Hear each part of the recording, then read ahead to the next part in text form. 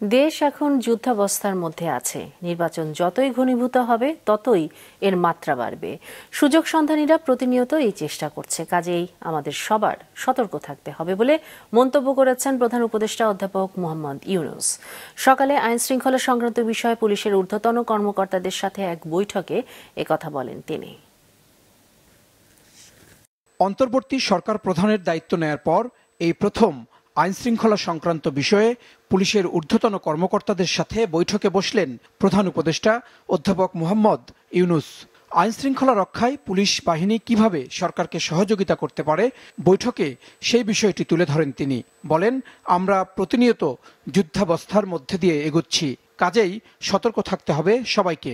আমরা একটা যুদ্ধাবস্থার মধ্যে আছি, এটা কন্টিনিউয়াসলি চলতে থাকবে, কারণ সেই যুদ্ধ ক্রমাগত তীব্রতর হবে।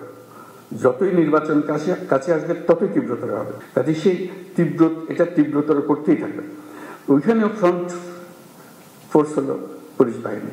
পুলিশকে পাশ কাটিয়ে কিংবা অবহেলা করে দেশ গড়া সম্ভব নয় উল্লেখ করে প্রধান উপদেষ্টা নতুন বাংলাদেশ গড়তে অতীত ভুলে কাজ করতে আহ্বান জানান পুলিশ বাহিনীকে। পুরনো বাংলাদেশ হচ্ছে অন্ধকার যুগ, ভয়ঙ্কর একটা যুগ। সেই ভয়ঙ্কর দিন থেকে আমরা সুন্দর ঝলমল একটা দিনে আসতে চাই, সেটা হলো নতুন বাংলাদেশ। পুলিশ বাহিনীরও মুশকিল হলো ওই অন্ধকার যুগের তারা অ্যাক্টিভ পার্টিসিপেন্ট ছিল। নিজের ইচ্ছায় সরকারি কাজ করতে হয়, কাজে কাজ করেছে, আমরা কাজ করছি, আমাদের হুকুম পেয়েছে, করেছে, করতে করতে আমরা ওরকম চিন্তাতে পড়ে গেছি। কাজে নতুন বাংলাদেশ সৃষ্টি করার জন্য তোমাদেরকে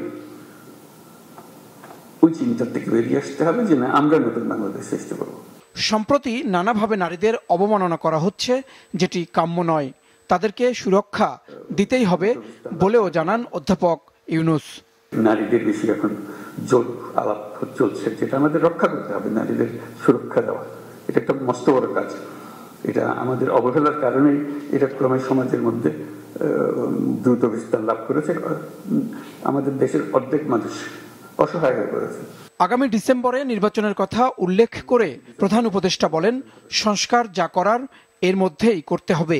নির্বাচনে পুলিশকে আইনের ভেতর থেকে কাজ করার পরামর্শ দিয়ে তিনি বলেন, ভবিষ্যতের সরকার যেন আইন মানার সরকার হয়, সেই বিষয়টি নিশ্চিত করতে হবে সবাইকে। জাহেদ সেলিম, মাছরাঙা সংবাদ, ঢাকা।